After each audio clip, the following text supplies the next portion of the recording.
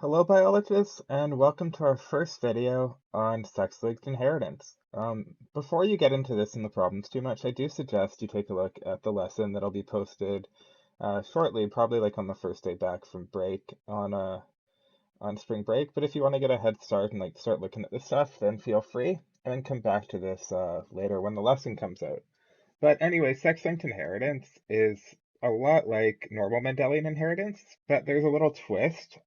You may remember the word autosomal. Take a second to think what autosomal means. There's kind of a hint on screen right now. Okay, so autosomes are the first 22 chromosomes that are the same in males and females. We got the first 22 paired up like the exact same, no matter if you're a boy or a girl. But then the thing that determines sex is something called like the X and Y chromosomes. And you'll see here, the male has an X and a Y, and females are XX, just like the band. And here, like we see the Y is really tiny. That's actually like true, it is a lot tinier, and we don't know about any genes controlled by the Y chromosome really, but we know about a ton that are controlled by the X, like hemophilia, like male pattern baldness, some things like that. And you'll notice that the male only gets one of them, and the female gets two of them. So I'll just like show you a bigger picture here of what these look like. But all of these genes, the X genes, have traits on them that follow normal dominant and recessive patterns. But imagine like a recessive trait that's sex-linked. You need to have all recessive to get a trait to show. You know that from autosomal inheritance. But females would need two of them, and having two recessives is like kind of rare sometimes. But males, because they only have one X chromosome, they only need to receive one recessive allele, and then they'll have a recessive trait. That's why males are more prone to balding, because they're more likely to get the one balding allele, and then their Y doesn't do anything, whereas females have two alleles, so they're less likely to get a recessive X-linked trait. It's interesting stuff. There's more about this in the lesson, so I suggest that you read through it. But we're going to take a look at the first example from the homework, and I'm going to really focus on how we can tell that this is like an X-linked trait and not a normal autosomal inheritance, because over the next like couple weeks, we're going to toss a bunch of inheritance patterns at you that aren't just typical dominance, recessive Mendelian stuff that you were doing last week. And the biggest thing in these questions still is being able to pull out the relevant information. But now on top of just pulling out what's dominant and what's recessive, you have to kind of figure out what inheritance pattern you're using. That could be things like codominance, multiple alleles, X-linked, like a number of things. But for now, we're just going to start looking at X-linked. And we have to read this question and figure out if it's asking us a normal dominance question or a sex-linked one. This one, it gives it away pretty nicely. It says baldness is a recessive sex-linked trait. So I'm going to circle that because this tells us we're not dealing with a normal Mendelian inheritance pattern. Instead, we're dealing with a sex-linked inheritance pattern, which changes the way we have to set up our genotypes and our cross. So that's very important to know right off the bat. Then let's keep reading carefully. Baldness is a recessive sex-linked trait. A woman carrying the baldness allele and a bald man have children. What are the genotypic and phenotypic ratios of their children? So I want to give you a second here and set the alleles. There's one thing that I'm going to tell you though.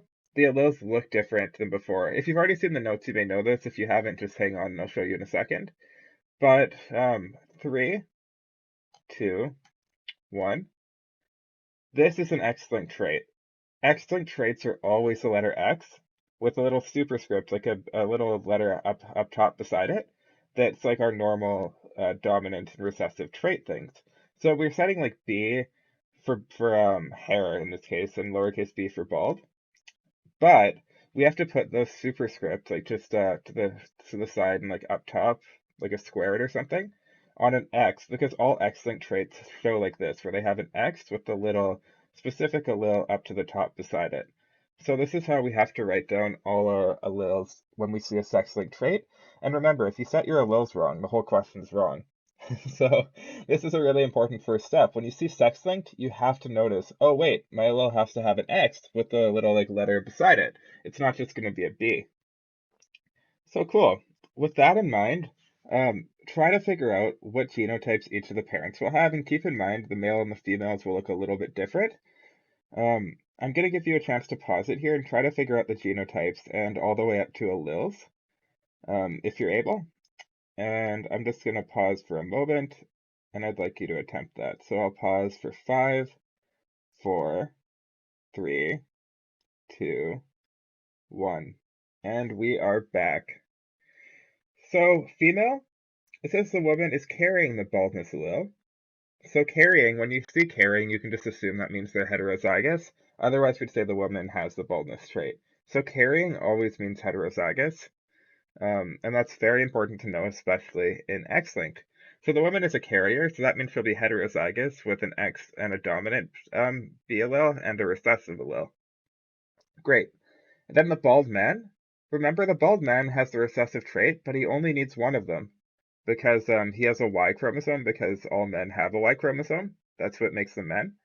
And so he has the XB for the recessive allele, but then his other allele in his genotype is a Y. All men have a Y in their genotype. If you don't have a Y in your male genotype, you've made a mistake.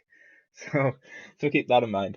Then for not genotypes, for alleles to pass on, for gametes, the female can pass on either one of the X traits. So she's going to pass on an X no matter what.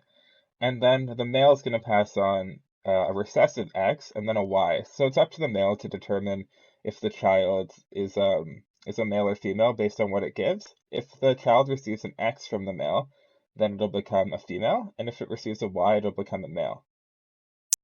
Women always give an X chromosome because they don't have any Y chromosomes. All right, give this Punnett square a crack. It's not very different from what you've done before, but there is a notable, just a notable shift that you'll get used to, but it's a bit weird at first, and it's going to change our phenotypes and genotypic ratios quite a bit. So I'll give you a second to pause it here and try it out.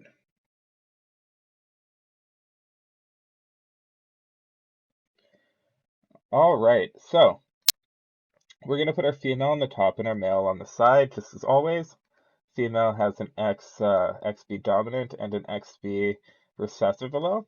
The male is XB recessive and a Y allele. So then if we just do these crosses, we're going to end up with 4 genotypes. I'd like to invite you now to make a genotypic and phenotypic ratio. Think about what they would look like. And remember, you're not only going to speak about the trait here, you also have to speak about their sex. That's important here too.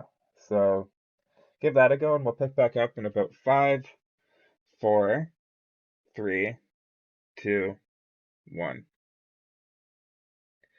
Okay, so we have 4 genotypes here. We got a quarter X homozygous dominant, X heterozygous, and then here's like the XY. So these are females, these ones with 2 X's, and then these 2 are males, and we have one that's dominant and one that's recessive for the males. So we're just like copying those from over here. But then our phenotypic ratio, we have to specify what sex they are, because the XX ones and the XY ones are going to be females and males respectively, and that's important to note when you're answering about phenotypes. So 25% are women without the baldness trait, 25% are women with the baldness trait, 25% are men without, and 25% are men with. So these are the women without the baldness trait. Oh, sorry, this one's supposed to be homozygous recessive. So just imagine this one's a little b as well. It's supposed to be like this. My bad. But these ones, pretend that's a little b. I'm covering it up. So those ones are the women with the baldness traits. Then here we have the men without the baldness trait, and here we have the men with the baldness trait, since baldness is recessive. So anyways, biologists, I hope this helps contextualize the beginning of sexing for you. We're going to be doing more examples and quite a bit of practice in this, so just keep at it and make sure you refer to the lesson and remember these notations, and remember to note if the phenotype of the children is a woman or a man in sex, and that's based on the Y and X chromosomes. So, yeah, keep at these. Make sure you recognize when it's asking you a sex-linked problem, because that changes the way you write everything down. And yeah, feel free to email me with any questions or requests for videos. Have a lovely day, biologists. Take care.